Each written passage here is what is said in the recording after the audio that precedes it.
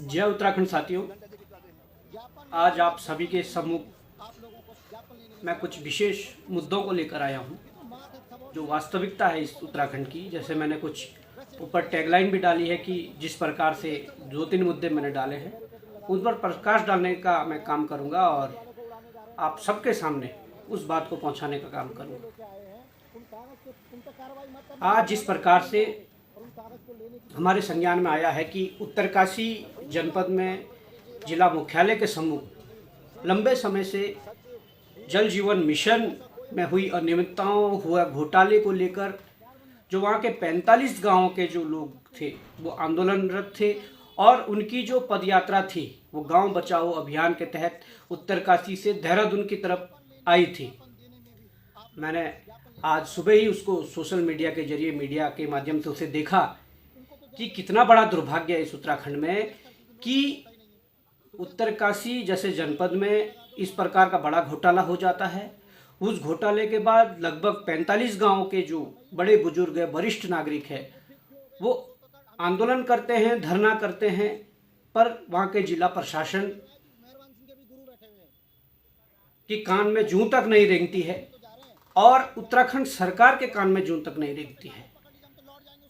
मैं एक बार बीच में उत्तरकाशी गया था, हमने देखा था कि वहाँ पर धरना चल रहा है, पर अभी कुछ दिनों से क्षेत्र में था तो इस चीज़ का मेरे संज्ञान में ये चीज़ नहीं आई कि वो वहाँ से देहरादून के लिए चल दिए हैं। वो यहाँ आए, उन्होंने अपनी बात को रखा, वो अच्छी बात है, पर इस प्रदेश सरकार को चुल्लू भर पानी में डूब जाना चाहिए कि उत्तरकाशी से कुछ महिलाएं, कुछ बुजुर्ग जो हमारे अभिभावक हैं वो उत्तरकाशी से देहरादून के लिए पैदल 6 दिन चलकर देहरादून पहुंचते हैं और अपनी मांगों को लेकर, केवल इसलिए कि वहां पर घोटाला हुआ है और उस घोटाले को उजागर करने के लिए, उस पर जांच करने के लिए वो बात रखते हैं, परंतु उनकी नहीं सुनी जाती है। स्पष्ट तौर पर अगर घोटाला हुआ है तो उसकी जांच करनी पड़ेगी और जांच में जो दोषी पाया जाता है वो कर्मचारी हो, अधिकारी हो, ठेकेदार हो या राज्य सरकार का कोई विधायक, मंत्री, नेता, मुख्यमंत्री जो भी हो,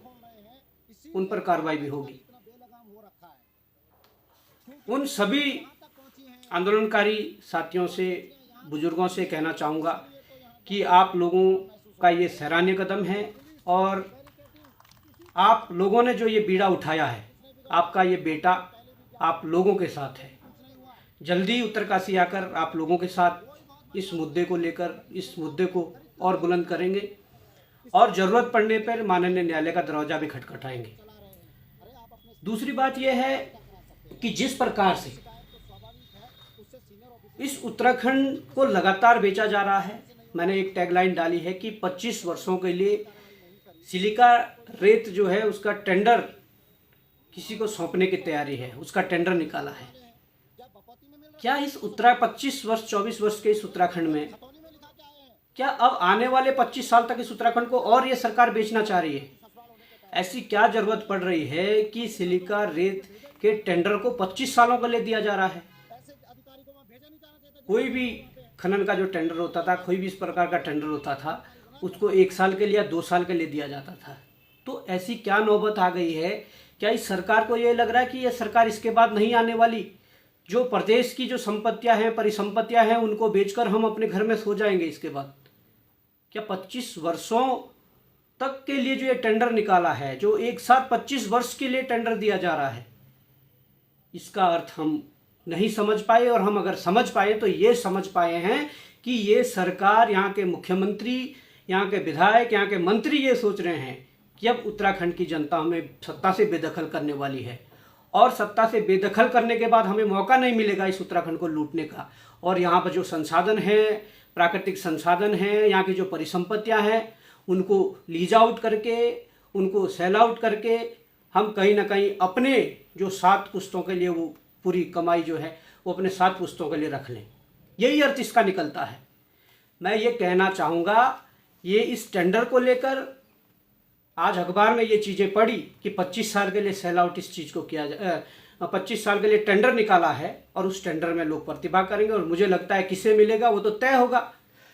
इस संबंध में और उत्तरकाशी में जो जल जीवन मिशन में बड़ा घोटाला हुआ है, इस संबंध में यूपीसीएल के एमडी अनिल यादव की जो जांच है उस संबंध में, नंदा गौरा देवी कन्या धन योजना में जो पूर्व पिछले वर्षों में जो कुछ बालिकाएं छूट गई थी उस संबंध में, इन तमाम मुद्दों को लेकर एक संयुक्त रूप से जो ज्ञापन लेकर और इनके विभागीय जो सचिव है उनसे मिलने के लिए सचिवालय जाने का विचार था। परंतु आज सुबह से मुख्य सचिव राधा रतूड़ी जी, समाज कल्याण सचिव के जो पीएस है उनको कई बार कॉल कर चुका हूँ। यहाँ तक कि आर मीनाक्षी सुंदरम के पीएस को भी कॉल किया गया कि भाई अनिल यादव वाली जांच में फाइल कहाँ तक पहुँची। उन्होंने तो कहा कि मुझे नहीं पता और सर होंगे तो वो बताएंगे। तो हमने कहा कि अगर सर बैठे हैं तो हम फिर आ जाते हैं। उन्होंने कहा वो बैठे हुए नहीं है। तो वो अनिल यादव की जांच के संबंध में, नंदा गौरा देवी कन्या धन योजना के संबंध में और मुख्य सचिव से ये 25 साल के लिए जो टेंडर निकाला है सिलिका रेड टेंडर का, इस संबंध में, और जल जीवन मिशन के तहत जो उत्तरकाशी जनपद में घोटाला हुआ है, उन सभी मुद्दों को लेकर सचिवालय जाने का विचार था। परंतु आज सुबह से इनके तमाम पीएसओ का नंबर लगा रहा हूँ, तमाम कुछ सचिवों के, और यहाँ तक कि मुख्य सचिव के पर्सनल नंबर तक कॉल की है, पर कोई राजी नहीं है फ़ोन उठाने के लिए। क्या ये सचिवालय इनके बाप की बपूती हो गई है? क्या ये सचिवालय आम जनमानस के लिए नहीं है? क्या ये सचिवालय यहाँ के जनप्रतिनिधियों के लिए नहीं है? मैं लाइव आकर ये बताना चाहता हूँ, इनका जो इंटेलिजेंस है उत्तराखंड सरकार का, उत्तराखंड सरकार के जो लोग सुन रहे हैं और सचिवालय के अंदर बैठे आईएएस हो, पीसीएस हो, उनके जो पीएस सुन रहे हैं या खुद आईएएस सुन रहे हैं, ये बात आप सुन लीजिए। हम सचिवालय के अंदर कोई टहलने नहीं आते हैं, हम पिकनिक मनाने नहीं आते हैं, जनहित के कार्यों के लिए सचिवालय के अंदर आते हैं। और इस प्रकार से अगर आप फ़ोन नहीं उठाओगे तो जवाब दिया जाएगा।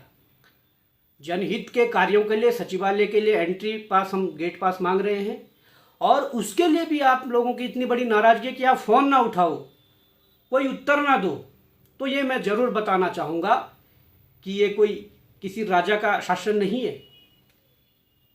ये कोई इस प्रकार से कोई यहाँ राज नहीं कर रहा कि जो करना है वो कर सके।